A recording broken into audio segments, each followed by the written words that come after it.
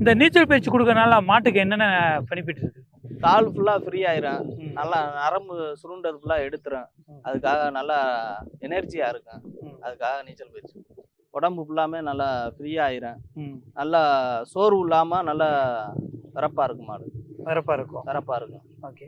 இப்போ ஒரு சில பேர் டெய்லி நீச்சல் பயிற்சி கொடுக்குறாங்களா? அந்த மாதிரிலாம் கொடுப்பீங்க? டெய்லி நீச்சல் பயிற்சி கொடுத்தோம்னா மாடு டயர்ட் ஆயிரும். அதனால வாரத்தில் ஒரு நாள் மட்டும்தான் கொடுக்கணும். அப்பதான் நல்லா ஃப்ரீயா நல்லா ஹெல்த்தா இருக்கும். ஒரு சில மாடுகள்லாம் நீச்சல் பயிற்சி கூட்டு வரப்ப மாடு உள்ள தண்ணிக்குள்ள இறங்க யோசிக்கும் பயங்கரமா. அந்த மாதிரி சமயங்கள்லாம் நீங்க எப்படி அதை கட்டுப்படுத்தி உள்ள கொண்டு போறீங்க?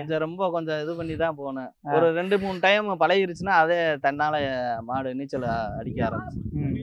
அந்த ஃப்ரீயா இருக்கிற உடம்பு பார்த்து அதாவே இதாயிரும். 2 டைம் கஷ்டமா இருக்கும். முதல் 2 டைம் பண்றது, அப்புறம் சரியாயிரும். இப்போ மாட்டுக்கு நீச்சல் பயிற்சி அளிக்க வரும்போது எத்தனை பேர் வருவீங்க? நாங்க ஒரு 5-6 பேர் வருவோம். 6 பேர். 6 பேர். ஓகே. இப்போ இது வந்து கிராமத்துல இருந்தே அனுப்புவாங்க? கிராமத்துல இருந்தே அனுப்புவாங்க. ஆர்வமுள்ள இளைஞர்கள் எல்லா பேரும் வந்துருவாங்க. அவங்களா